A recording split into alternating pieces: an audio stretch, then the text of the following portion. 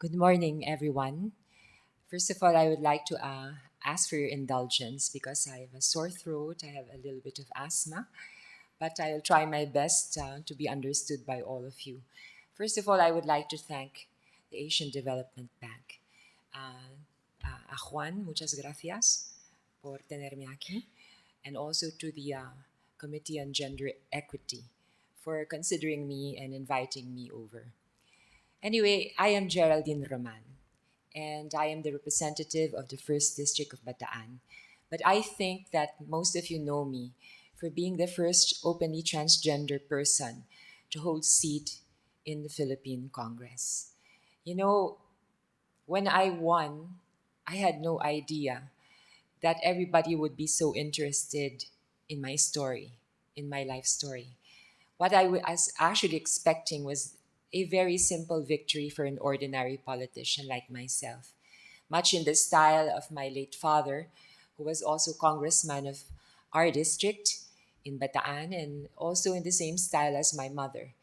I was dreaming of serving in a very quiet and discreet way, just like my parents did. But lo and behold, just a few hours after my victory, I had the international press knocking at the doors of my home, of our home, our ancestral home in Bataan. I had AFP, I had Agencia F, I had AP, I had Reuters, I have everyone, basically.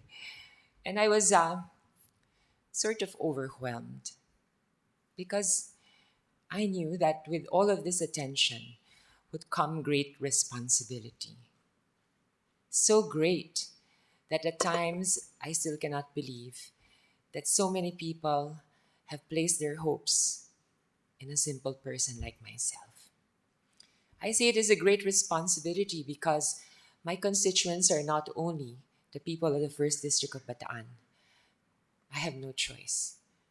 By adoption, I have to extend my constituency to all my brothers and sisters in the LGBT community because I am one of them. And I cannot deny that fact. And I cannot turn a blind eye and turn my back to a group of people who have suffered the same things, the same kind of discrimination as I have at some point in my life. Anyway, the road to my victory was not an easy one. At first, I thought it would be. Actually, joining public service was not part of my life plan. I was leading a very quiet, private, and happy life in Madrid, Spain, where I worked as a journalist. You know, I was happy in Madrid because for the first time, after living 22 years in the Philippines, and then transferring to Spain when I was 22, I experienced freedom. The freedom to be who I truly am, and the freedom to love who I truly love in Spain.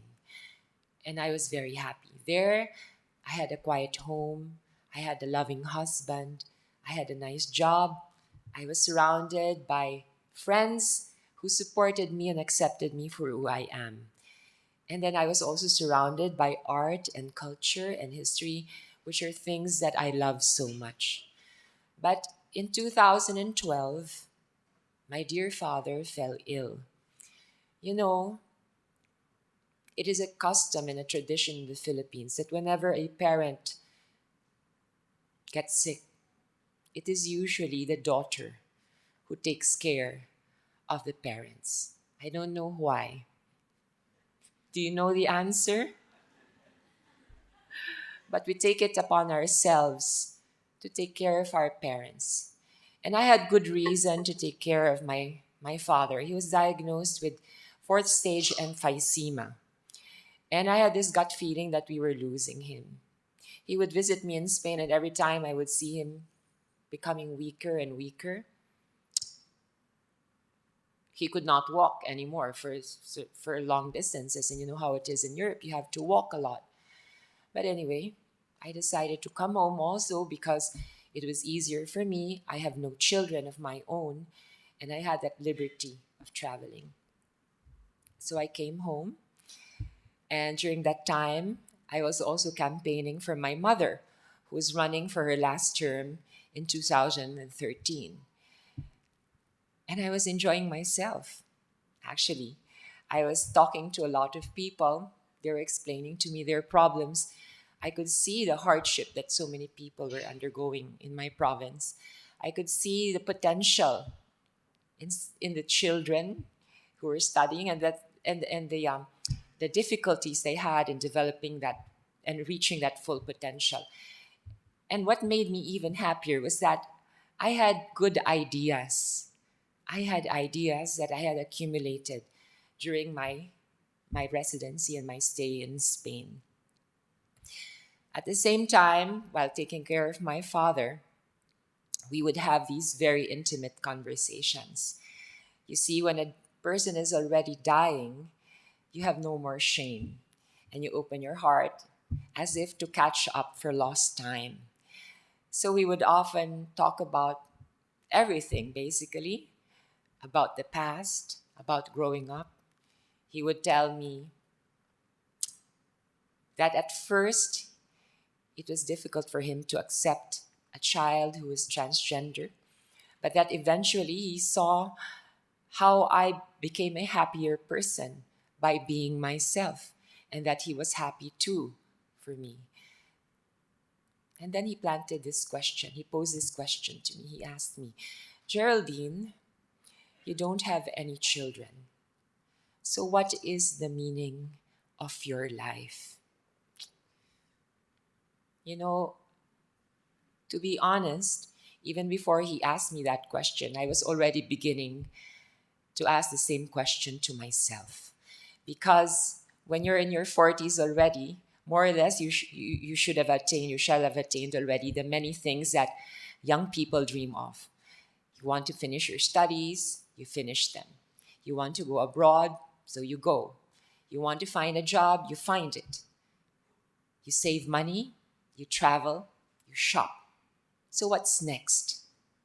I was asking myself, what was next in my life?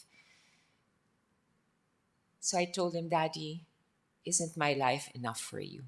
And he told me this, Geraldine, as long as your life revolves around yourself, the me, the I, myself, as long as you do not help other people, your life has no true meaning.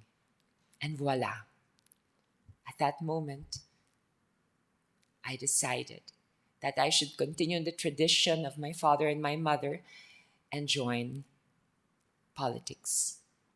I thought it would be an easy and happy world, politics. In fact, I was very confident because, my life is not a secret in our province. People have seen me grow and develop and blossom to the lovely woman that I am. Just kidding. And I was very confident. I said, well, you know what? Even if my opponents would make an issue out of my gender, I'm prepared. People won't be surprised. But just like what Forrest Gump says, life is like a box of chocolates. You never know what you're going to get unless you get them. And you never know what's going to hit you until it really hits you. So when campaign period started earlier this year, my God, they started calling me names. They started judging me. They started insulting me. And it was very difficult. And there were times that I would cry by myself and ask myself, is this really worth it? All this suffering? It's not easy to be ridiculed in public. The feeling is just like being stoned in public.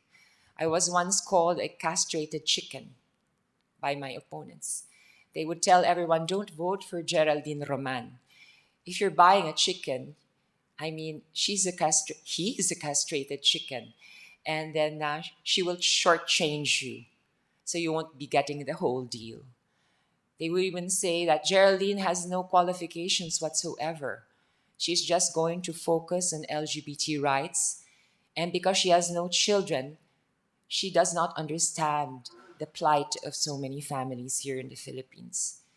They would even judge my relationship with the divine. You see, I grew up a Catholic and I'm still a practicing Catholic. And I would like to believe that I am a good person too. And I try my best every day to develop that relationship and also my relationship with my fellow men and women. But they would judge that. For me, that was the most difficult part of the journey. Your relationship with the divine is the most sacred thing that you could possibly ever have if you are a believer. And for someone who does not know you, for people who do not know you or do not understand the sufferings that you may have undergone in your life, for them to judge you, that is the most painful thing that could happen to a person. And I believe that my brothers and sisters in the LGBT community have undergone the same kind of judgment in our country. The Philippines, being a very Catholic and Christian country that it is difficult when people attach a moral judgment to a condition that we have had no choice over.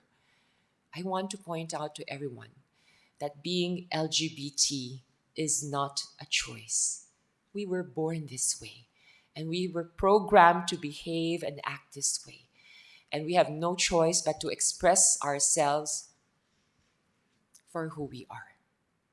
So please, spare us the Bible verses. Spare us the judgment. Spare us that sanctimonious attitude. We are also human beings, like the rest of the Filipino citizens. But so anyway, my dear friends, how did I combat the pain and the suffering? I just held on to my truth. You know, when you are convinced that you are fighting the good fight, when you are convinced that your principles are more important than the suffering, you will bear the suffering. And believe me, if you continue the fight and never give up and reach your goal, the victory is even sweeter. And it turned out to be that sweet victory. So now I am at that point. I am in Congress and I'm trying to deliver on my promises. And now we have the ADB. You know what the ADB is? It's not the Asian Development Bank. It's a happy coincidence that we share the same acronym. This is the Anti-Discrimination Bill. This bill, as many of you know, has been languishing in Congress for the past 17 years. And actually, I'm not the pioneer. We have so many people who have fought the good fight. We have Eta Rosales. We have Congresswoman Kakabag-Aw. So I'm just one of the many equality champs. But the good thing is this. For the first time in the history of Congress, we have garnered the highest number of support from our fellow congressmen and congresswomen. As of today, we have 145 congressmen and congresswomen who have signed as co-authors of the Anti-Discrimination Bill, which we have renamed, not because we don't like the acronym ADB. We wanted something more positive. We have renamed this bill as the SOGI Equality Bill. SOGI Equality Bill. So 145. In total, we are 296 congressmen and congresswomen. So that's divided by 2 plus 1. Can somebody do the math here?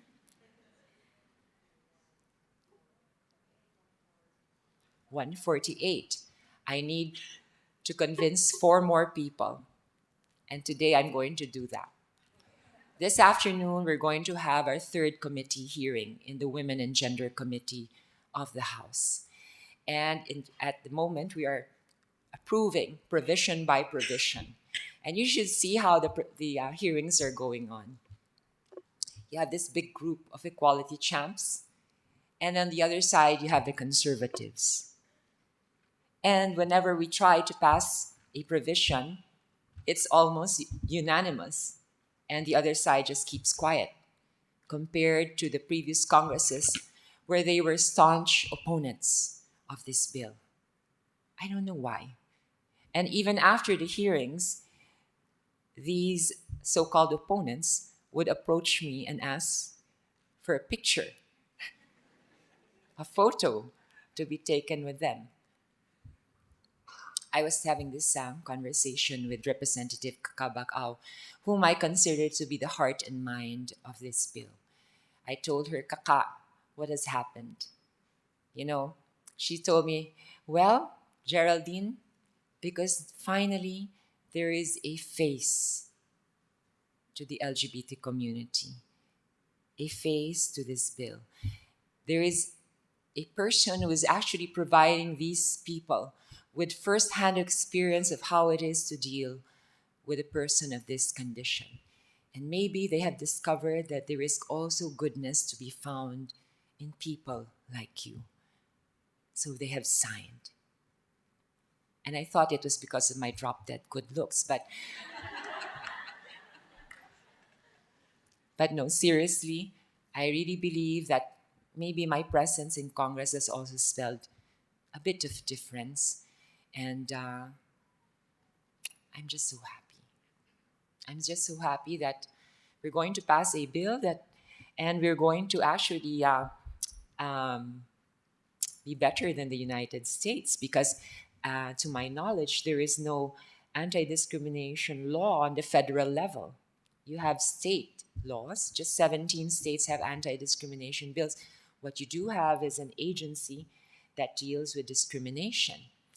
So for the first time, maybe in this part of the world, we're going to pass a law that will provide equal opportunities to everyone.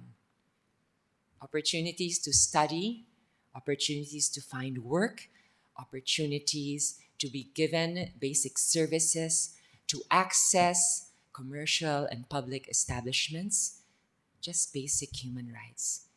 And I will always remember what you said, Lee, about developing human potential. This is what it is all about. Helping people become their best selves. So thank you very much for your invitation.